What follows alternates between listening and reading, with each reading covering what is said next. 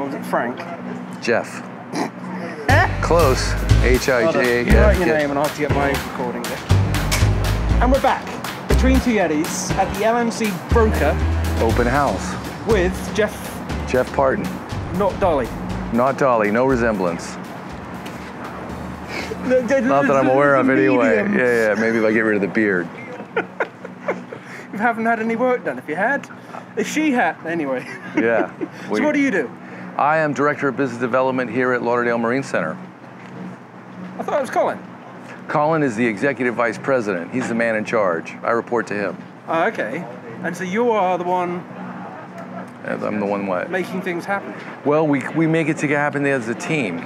We've got 96 people here at the company. Everyone works well together. 96? 96. We have a core group of people that are 4 account managers who basically act like air traffic controllers for the vessels yeah. coming and going to make sure the captains get what they need, smooth arrival, workflow proceeds as it can, and then a smooth departure. That's our goal. Cool. How long have you been here then? Not quite a year. I joined in July of last year. Oh, okay. Where were you before? Well, previously, I was a yacht broker for 15 years at a variety of stations, freighters, campers, and then most recently, super yacht sales and charter. I've been in the business for 28 years, yes. That's right, so you just jumped building. I jumped buildings, exactly. So what made you want to leave being a broker? Well, I'd been a broker for 15 years. I like variety in my life. I started out as a deckhand, captain, worked on boats for 12 years. Then I freelanced in project management and deliveries. And then I was offered a broker's position, and I did that for 15 years. And then I had received a phone call from Doug West asking who did he know that might be good to come work at LMC. Was that one of those, do you know anybody? It was kind of that, and we talked and batted around a few different individuals, and then after a month he was still looking, and I just thought, okay, well, I'm ready for something new, you know, a new station on my life's resume, and I said, well, what about me? Let's talk, and we did, and here I am. So you've actually not done it all, but you've done from a deckhand right the way through to captain. Managing a shipyard. Well, I don't manage the shipyard. I want to be clear about that. You're directing. Doug West and Colin Kiley manage the shipyard. Okay. I bang the drum together with Amy Nappy. Oh, okay. And our crew, our account manager crew, AJ Nickel. Yep. We got Sarah Hearn, also known as Sahara, Jake Pavich, and Mike Monston. So together, and then Dave Johns in the logistics, Troy Allinger, Sarah Allinger, Natalie, Stacy, Megan. Great team, we have, I could go on, there's 96 of us. And, yeah. and the beautiful thing about Lauderdale Marine Center is that we truly work together as a team. Everyone's engaged and wants to make sure we help engineer a positive outcome for the captains and owners and managers, anyone that comes in this yard. I mean, I've only just met you, but there's an impression you get that LMC has the A-team. I think we do. There's a lot of companies. We always consider ourselves, we need to get better. You know, I don't think anyone in the company rests and says, oh, we've made it. That's not the mindset. That's quite the opposite. Is under Doug and Colin's vision, we're constantly pushed to improve and get better. Thank you, Andrew. If that makes sense. Yeah. So we're constantly iterating and looking to improve, and today's open house is a part of that. It's like the open house is a mini boat show, right? You could say that, yeah. But for brokers. For brokers. So on this dock that we're on now, this is our perimeter dock, as part of our new marina section of the yard. We have foreign trade zone vessels, which are foreign flag boats that are permitted to be sold to U.S. residents while in U.S. waters under our FTZ designation, which is a huge help to brokers because so many foreign flag boats come through Fort Lauderdale. It always seemed weird, not for sale to U.S. citizens whilst in U.S. waters. I could never understand it. Yeah, well, it has to do with duty and tariffs and things like that, but The foreign trade zone's really been a great thing, and IYBA, International Yacht Brokers Association, are working on parallel efforts for deferred importation. So there's a lot of things going on, and this is a great tool for the brokers. Yeah. We have a nice clean environment. We have our working part of the yard, where you can grind and paint and weld and do whatever you need to do.